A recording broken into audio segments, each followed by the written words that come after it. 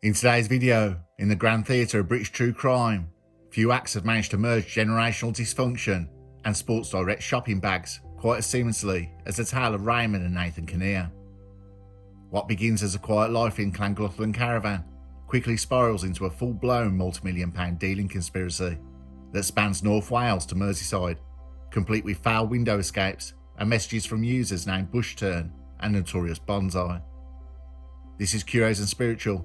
No deep dives, we're going to sink into this one as we take a look at the case and the trial.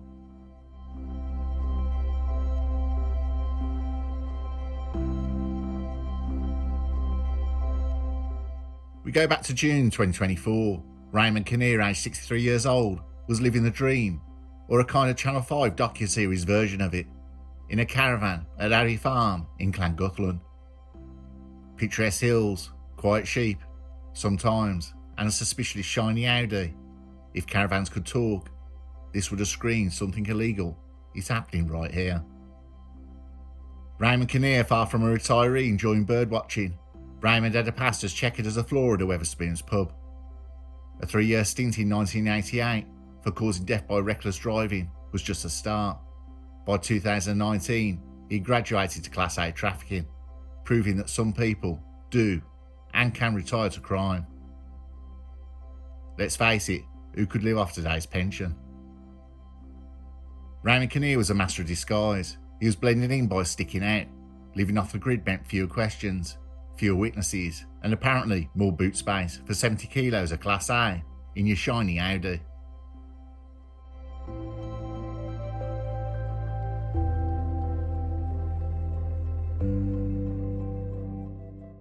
Nathan Kinnear, 23 years old, from Melling, Merseyside, was an estate agent by day and Class A trafficking enterprise admin by, well, also day, it turns out.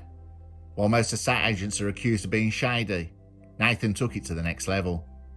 One minute he's booking hotel rooms and ordering takeaway, the next is orchestrating logistics for a Class A movement. He handled the mundane stuff, accommodation, being less than an invisible accomplice. Yes, Nathan's drug lord starter pack, including a state agency tie and a boot full of Sports Direct bags. El Chapo, eat your heart out.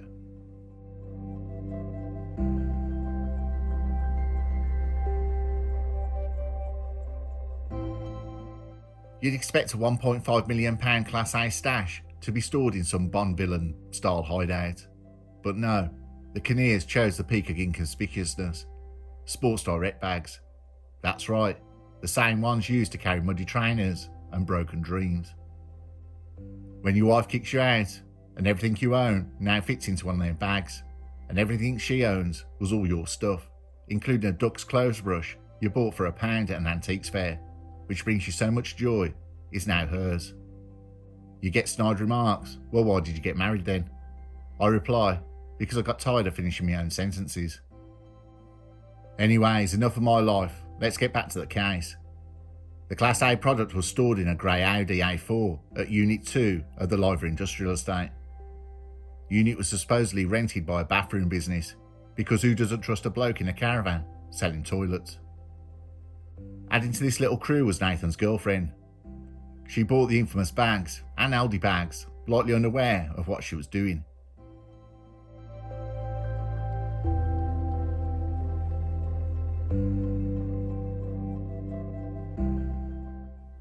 Police, armed with tech, patience, coffee and McMuffins, tracked the pair through number plate recognition, phone data and good old CCTV. Raymond and Nathan's travel lodge getaway was so poorly planned it could have doubled as a training video on how to get caught in a travel lodge. Cameras clocked them checking in. They then popped over to the unit like they were picking up a bottle of milk. Spoiler, they weren't.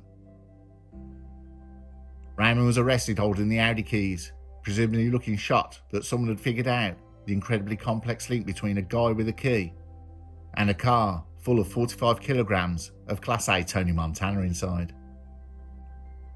Meanwhile, the son Nathan decided he was not going out like that.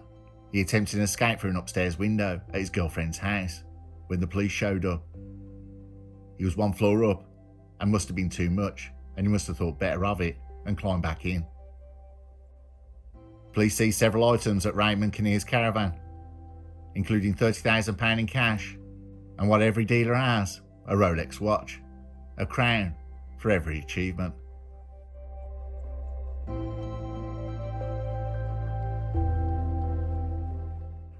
EncroChat was the gift that kept on giving, and even now though EncroChat was busted, many conversations were caught from years back.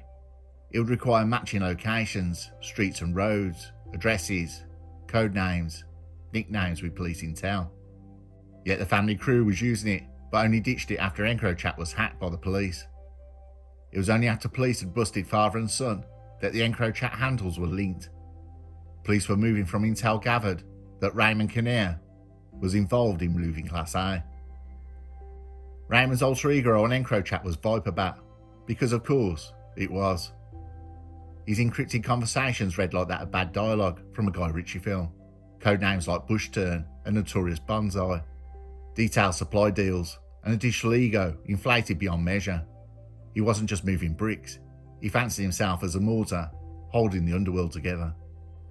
Thanks to Operation Venetic and the EncroChat takedown, all the Viperbat's greatest hits were archived, decrypted, and turned into courtroom evidence.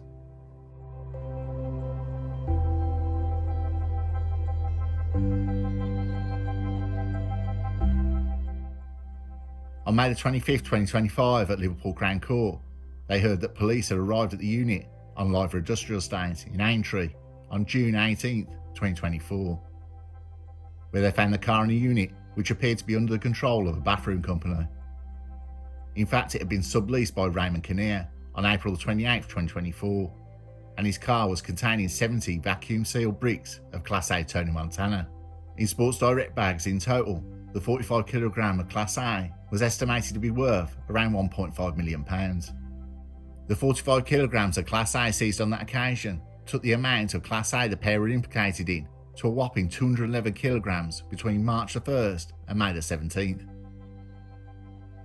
Even sold at cheaper wholesale rate, the Class A was estimated to have a value of between 6.19 million and 7.96 million, while at the street level it was between 18.9 million and 31.6 million. Prosecutor Nicola Daly told the court how a series of WhatsApp messages and calls between the father and son revealed that they'd been moving the Class A. Paul Becker, defending at Liverpool Crown Court, said of Nathan Kinnear, his school days were not easy, but in fairness to him, he enrolled at Hubert College and a tiling course and then construction before pursuing surveying at John Moores University. Before lockdown struck and remote study proved to be a real struggle. He went on to train with Summit and worked on a nationwide rail project before he had a nasty chainsaw accident. He retrained and worked as an estate agent until his arrest. Sentencing, Judge Neil King's counsel said, "It is clear that Raymond Kinnear was very close to those involved in the importation of Class A. Raymond Kinnear's role was to collect the product and to store it in an industrial unit, rented for that purpose, to divide it and deliver it to those further down the chain of supply. For that work, Raymond Kinnear was well rewarded. In addition, he involved his son Nathan in his offending. Nathan Kinnear played a part in the conspiracy on each occasion that Raymond Kinnear was involved in the distribution of Class A product. There are some important differences in their situations. Nathan Kinnear's role was clearly subordinate to that of his father. It involved booking accommodation, giving his father lifts, in bags in which to carry product, and providing backup to his father, who delivered the product. I have read a letter from Raymond Kinnear and accept that he is genuinely remorseful for involving his son in his offending, and for the upset to be caused to his wider family. It is notable there is no expression of remorse for the impact of those lives that have been blighted by the Class A distributed by him and his conspiracy." The judge said, meanwhile, that of Nathan Kinnear, "It is clear that he is a young man who is highly regarded, and he has the potential to make something of his life. I accept that Nathan Kinnear was drawn into this offending by his father as a result of naivety and an eagerness to please. Nonetheless, he could have been in no doubt as to the seriousness of the enterprise in which he was involved. Nathan Kinnear is still a young man when he committed the offence. There are grounds to believe that he will develop upon release and realise his full potential."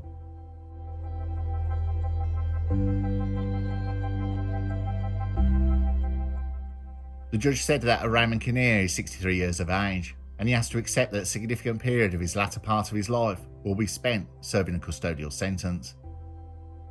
Judge Neil Flewitt, King's Counsel, sentenced Raymond Kinnear to 17 years in prison, and his son Nathan Kinnear to 7 years and 4 months.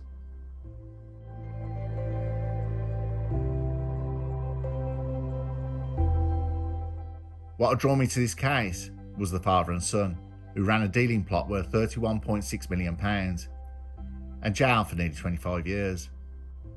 When I was the same age as Nathan, if my dad came to me with something like this, I would have fell for it also. So what about the son Nathan? He traded his keys for handcuffs and selling houses for really bad decisions. His CV now includes estate agent, bag buyer, Class A courier, and unsuccessful escape artist. So what of the dad, Raymond Kinnear? His sentence now could be a death sentence. So here lies a tale of two men who mistook encrypted bravado for invisibility, a travel lodge for a safe house, and a toilet business for a front. The Kinnears dreamed big, schemed bigger, and crashed even harder.